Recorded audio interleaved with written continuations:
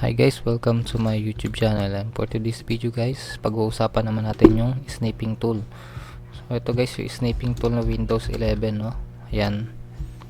So ayan guys, may kita nyo dyan yung application nya guys, no? Pero ang mas nare-recommend ni sniping tool ay yung mabilisan, yung shortcut, no? Yung press Windows Shift S. So press natin yung Windows Shift S. So ito guys, yung dati pa rin, no, yung screenshot. Ito yung pag may nakita yung camera na ganyan, pwede kayo mag-screenshot kung anong gusto nyo, no.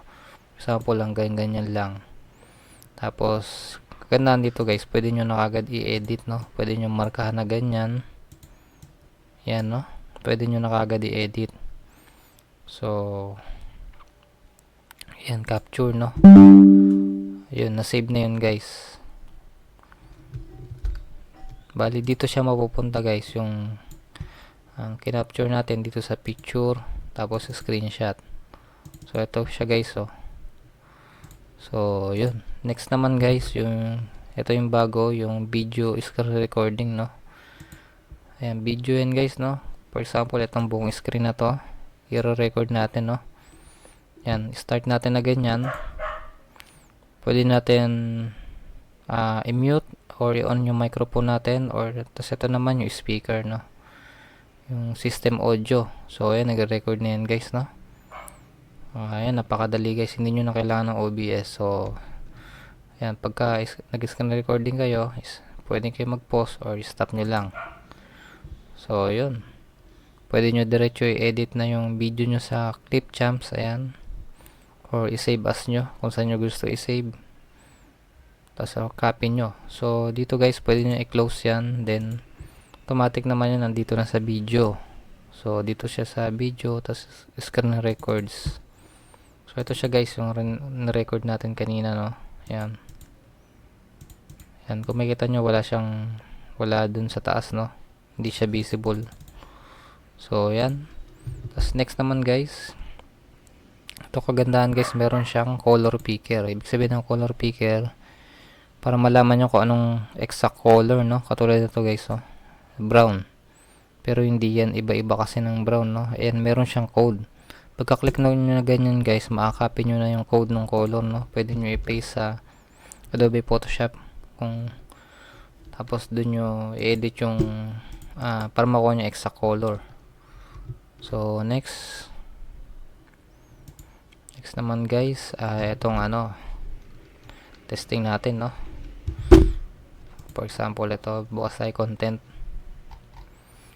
So ito guys,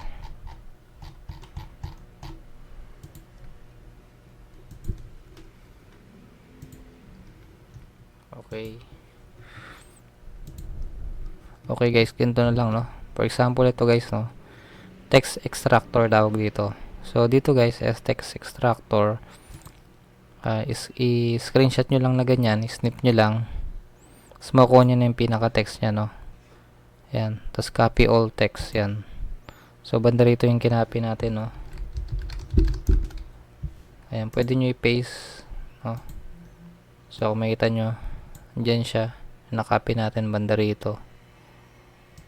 Yan, lahat ng text, no, nakopy natin. Tapos ito yung pinakahuli guys, yung pinaka bago ni sniping tool ngayon, no. Parang Google Lens na siya. So pwede kayo mag-search ng image, no. For example, dito guys, punta tayo sa Shopee.